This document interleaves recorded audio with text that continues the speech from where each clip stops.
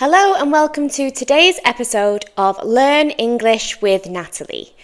I want to ask you, do you often get anxious when thinking about small talk? Do you ever find yourself in a situation with somebody who speaks English? They might not be a friend, they might just be an acquaintance or a colleague, and you have to fill those awkward silences with small talk, but you never know what to say. Well, worry not, we're going to fix that today so that you never run out of any ideas for conversation. Today, I am going to teach you 5 new English questions and conversation openers so that you never have to worry about small talk again. We are also going to conduct a role-play activity so that you can practice your small talk skills. Don't forget to download the PDF file that comes with this episode, which is available on my website, which is learnenglishwithnatalie.podia.com. And also, don't forget to subscribe if you enjoy the lesson. Now, last week I started reading a novel to you, a short story to help with your English reading and understanding. Don't worry, we're still going to continue with that novel. However, each week I plan to release 2 episodes. One will be a grammar-based episode or an English-speaking episode, and the other we will continue with the novel. So make sure you look out for that in a couple of days. Now, before we get started, I want to reassure you. I often hear English language learners complain that they are worried about their pronunciation. I really don't want you to worry about this. This will come with time and practice.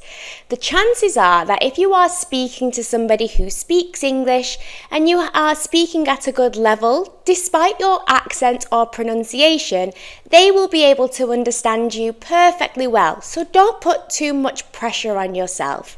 Keep learning, keep practicing just as you are doing right now, and it will improve over time. So, let's get into today's small talk activities. The first phrase I want to introduce you to, and it's probably one that you already know, is how's it going? A native person might say, how's it going? How's it going? Dropping that last G on going. How's it going? This is a casual way of asking somebody how they are. So instead of saying, how are you? Which is perfectly acceptable, you might say, how's it going? It's a little less formal. So, let's do a my turn, your turn. My turn? How's it going? Your turn. Wonderful. In context, you might say, oh, hi Mark, how's it going? Can you say that? Excellent. Let's move on to the next phrase. Now, there are different ways of saying this phrase. I'm going to introduce you to this one. Lovely weather that we're having, or lovely weather we're having. Talking about the weather is classic small talk. It's something that everybody can talk about because we're all experiencing the same weather. Repeat after me. Lovely weather we're having. Your turn. You might change this and say, oh, it's nice today, isn't it? It's nice today, isn't it? Or for less sunny days, it looks like it's going to rain today. It looks like it's going to rain today. Whatever phrase you choose, talking about the weather is a very common small talk tactic. The next phrase we're going to look at is, what brings you here? What brings you here? This is perfect for if you bump into somebody by accident, spontaneously, you don't expect to see them, or if you're at a party or an event. What brings you here? It's asking that person in a friendly way, why are they here? Maybe who invited them? Because in a small talk situation, you wouldn't turn around and say, who invited you? It's what brings you here? Why are you here? So let's do a my turn, your turn. What brings you here? Your turn. Brilliant. You might address somebody before you say this sentence. Hi Sam, what brings you here? Can you try it? My turn again. Hi Sam, what brings you here? Your turn. Excellent. Okay, let's take a quick break.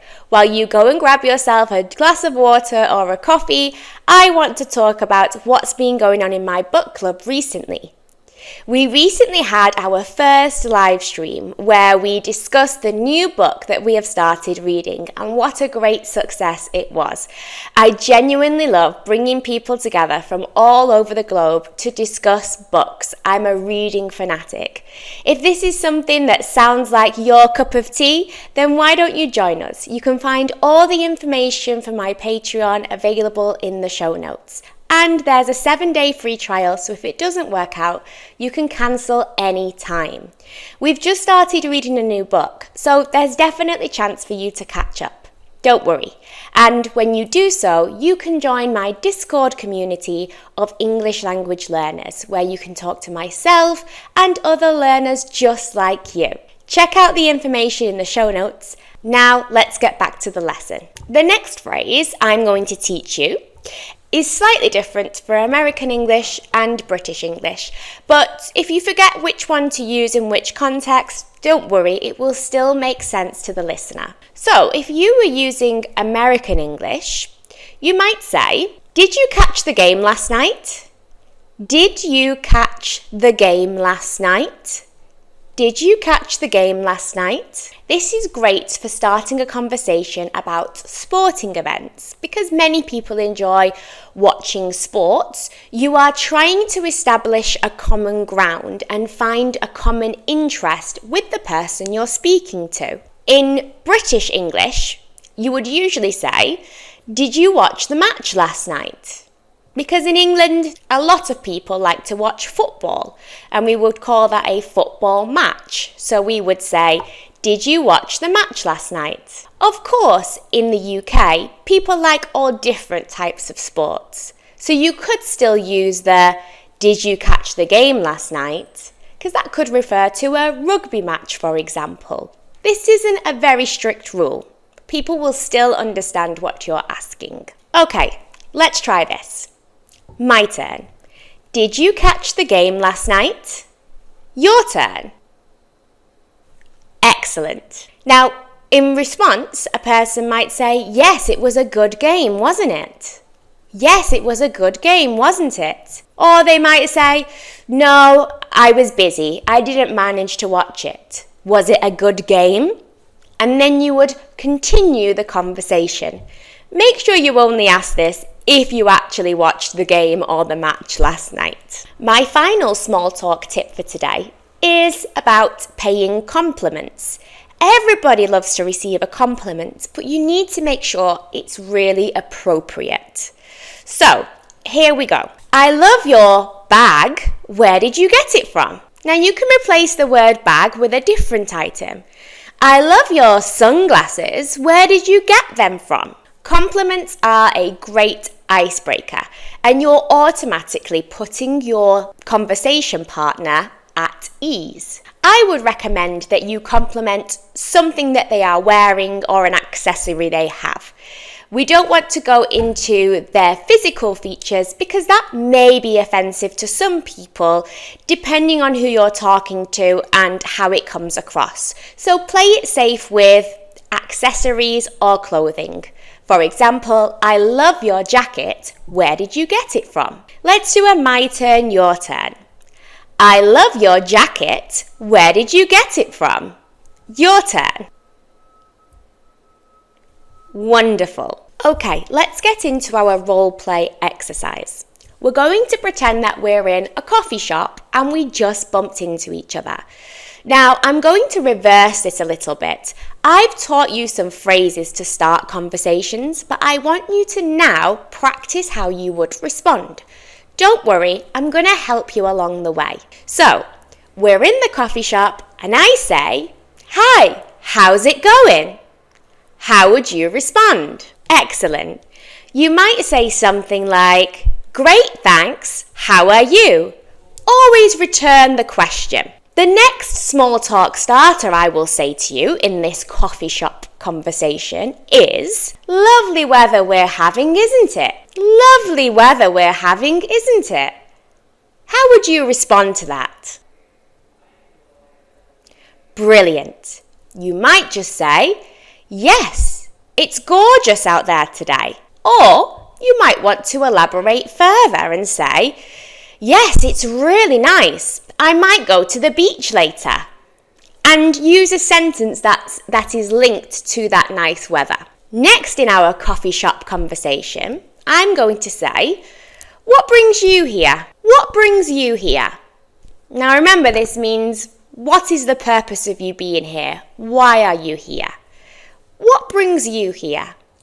How would you respond? Excellent. You might say, "Oh, I've just finished a meeting and was passing by. I hear the coffee here is great." There are many different appropriate responses. Okay, this week's activity.